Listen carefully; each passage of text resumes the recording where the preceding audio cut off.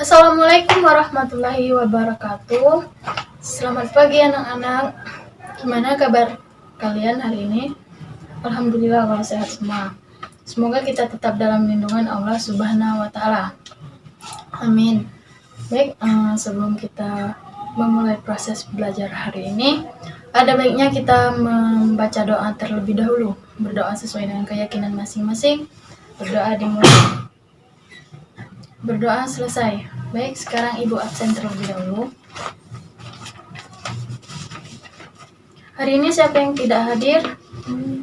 Hadir semua. Alhamdulillah kalau hadir semua.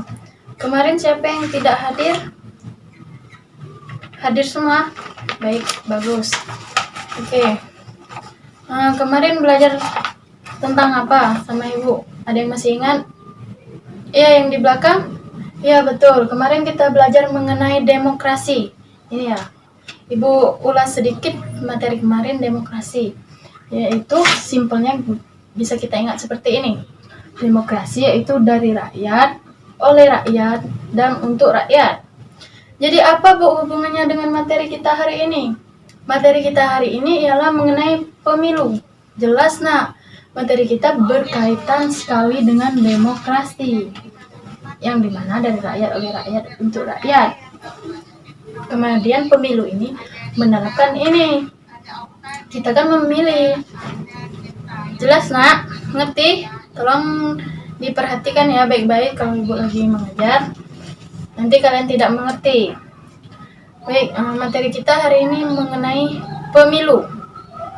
Jadi tujuannya kita belajar pemilu ini agar kalian paham mengenai surat-suara yang sah dan tidak sah, kemudian kalian mengerti tata cara mencoblosnya, kemudian kalian tahu dengan asas-asas pemilu, dan kalian paham mengenai lembaga-lembaga negara. Baik, langsung kita ke poin yang pertama, yaitu mengenai pengertian pemilu. Pemilu. Baik, saya berikan kesempatan yang ingin menjawab apa itu pemilu. Ya, yang di belakang itu? Ya benar, pemilu ialah suatu sarana atau alat untuk mewujudkan kedaulatan rakyat, yang dimana anak-anak pemilu itu mengandung asas, beberapa asas, ada 6, yaitu langsung, umum, bebas, rahasia, jujur, dan adil. Kenapa pemilu ini mengandung asas ini?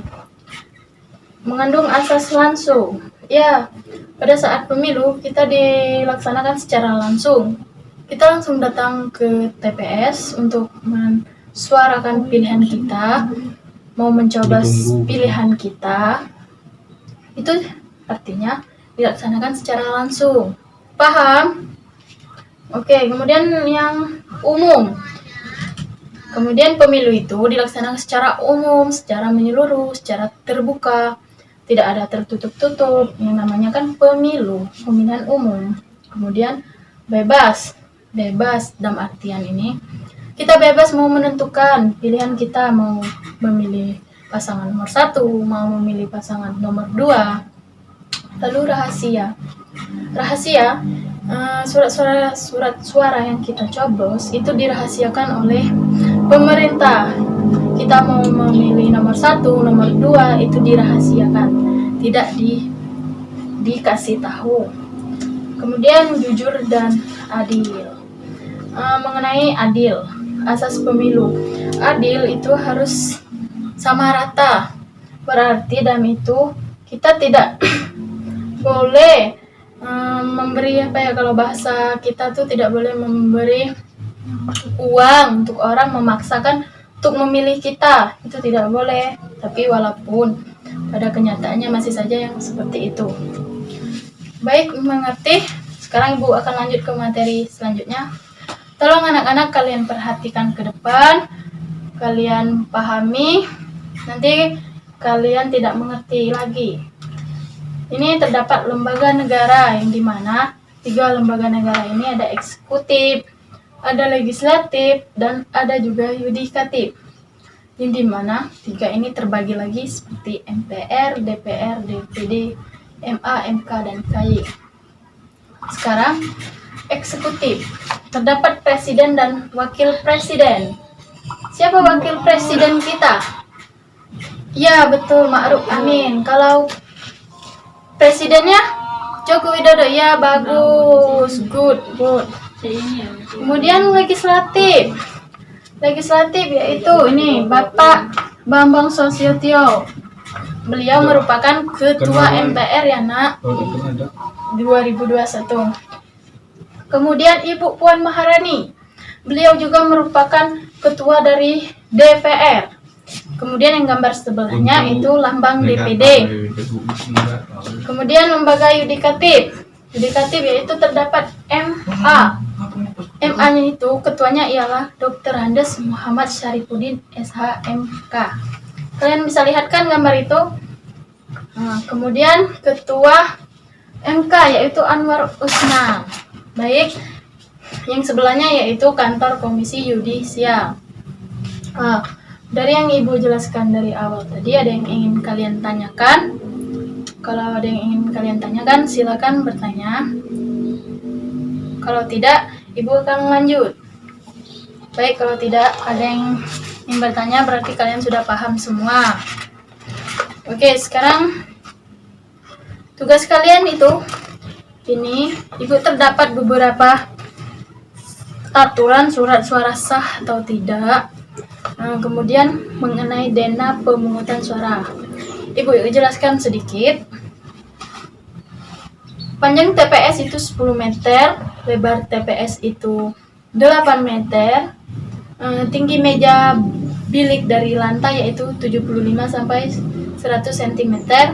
Kemudian tinggi meja kotak dari lantai yaitu kurang lebih 35 cm. Aturan surat suara sah dan tidak sah, Ibu jelaskan sedikit.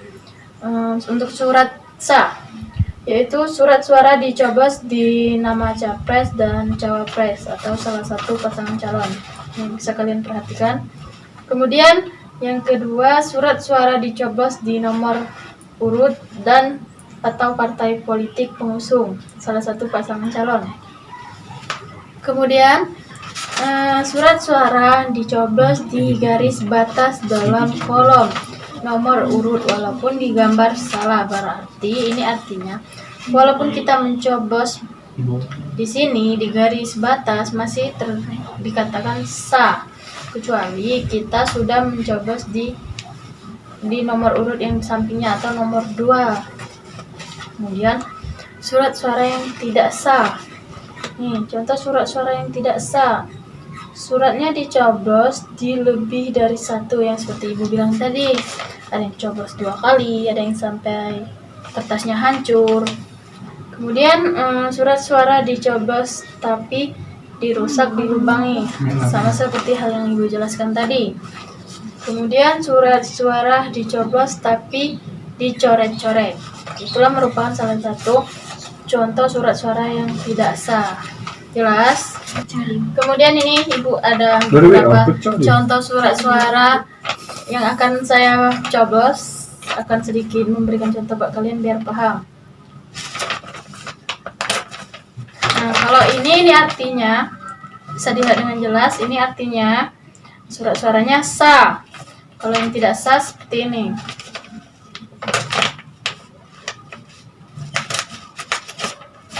Kalau seperti ini sampai ininya hilang, berarti ini tidak sah. Oke? Selanjutnya kalian bisa pahami sendiri ini ya. Baik, kalau tidak ada yang ingin ditanyakan, Ibu akan memberikan tugas untuk kalian.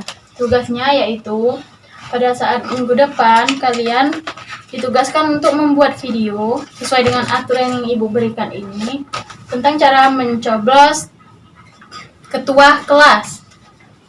Baik, jadi kalau yang videonya bagus sesuai dengan aturan, jadi akan Ibu kasih reward, beberapa reward. Mengerti? Baik, alhamdulillah kalau sudah mengerti. Sekarang Ibu ingin bertanya pada kalian sebelum Ibu tutup materi hari ini. Ada yang bisa menyimpulkan materi kita hari ini? Ya, silakan yang ingin menyimpulkan. Ya, bagus. Ya, materi kita hari ini kesimpulannya yaitu berarti negara Indonesia itu menganut sistem demokrasi. Pemerintahnya dari rakyat, oleh rakyat, dan untuk rakyat. Kemudian pemilu. Pemilu itu ialah sarana atau prasarana alat untuk mewujudkan kedaulatan demokrasi ini. Baik, paham? Kalau sudah paham, Ibu tutup. Baik, sebelum kita menutup pembelajaran kita hari ini, ada baiknya kita melepaskan hamdalah. Alhamdulillahirabbil alamin. Ibu ucapkan terima kasih. Ibu akhiri dengan wabillahi taufiq wal hidayah. Assalamualaikum warahmatullahi wabarakatuh.